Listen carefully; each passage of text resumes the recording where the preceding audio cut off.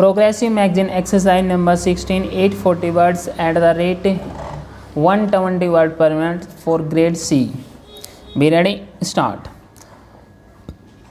In the light of the legal position stated herein above, it is very clear that no tax on the sale or purchase of goods can be imposed by any state when the transaction of sale or purchase takes place in the course of import of goods into or export of the goods out of the territory of India.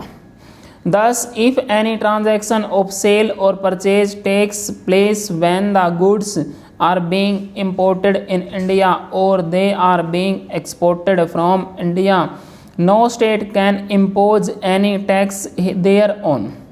Section 5 of the Central Act deals with the transaction which is said to have taken place in the course of import or export.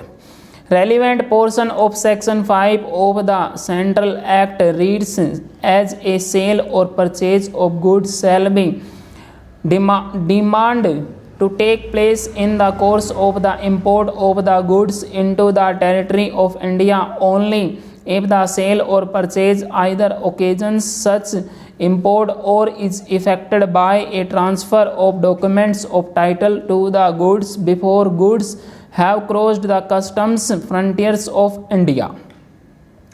Upon perusal of the aforestated provision of Section 5 of the Central Act, it is clear that a sale or purchase of goods shall be deemed to take place in the course of import of the goods into the territory of India only if sale or purchase takes place before the goods have crossed the customs frontiers of India. Looking to the aforestated legal position, it cannot be disputed that the goods sold at the duty-free shops owned by the applicant would be said to have been sold before the goods crossed the customs frontiers of India, as it is not in dispute that the duty-free shops of the applicant situated at the international airport of Bengaluru are beyond the customs frontiers of India. They are not within the customs frontiers of India. If this is the factual and legal position, in our opinion, looking to the provisions of Article 286 of the Constitution, the state of Karnataka has no right to tax any such transaction which takes place at the duty-free shops owned by the applicant which are not within the customs frontiers of India. Looking to the aforestated simple and factual legal position, in our opinion, it would not be much useful to discuss the judgments which have been referred to.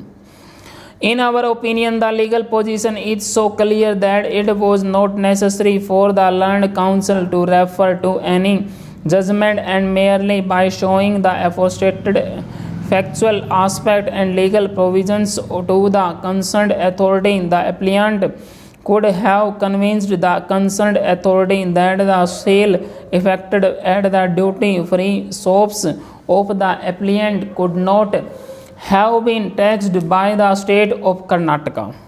Learned counsel appearing for the respondent authorities had vehemently submitted that the applicant had not exhausted equally efficacious alternative statutory remedy, and therefore the single judge of the High Court had rightly not entertained the petition filed by the applicant.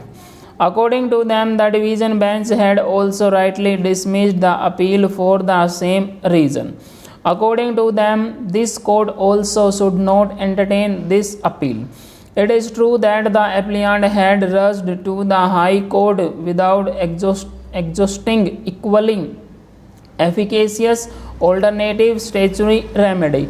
In our opinion, the learned single judge of the High Court was also right when he directed the applicant to move the statutory appellate authority. In normal circumstances, even we would have expressed the same opinion, but looking to the fact that the special leave petition has already been admitted and the matter pertains to the assessment year 2004-5, it would not be in the interest of the justice to relegate the applicant to the statutory authorities, especially when the legal position is very clear and the law is also in favor of the applicant. The Land Council, appearing for the respondent, had submitted that the sale would not be taxed under the Act only if it occasions in the course of import, but the transactions of sale which are subject matter of this litigation had not taken place in the course of import, and therefore they would not be exempted under the provisions of Section 5 of the Central Act.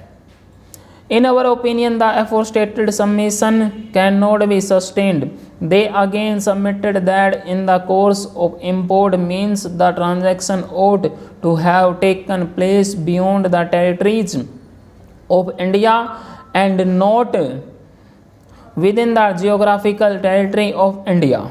We do not agree with the said submission. When any transaction takes place outside the customs frontiers of India, the transaction would be said to have taken place outside India.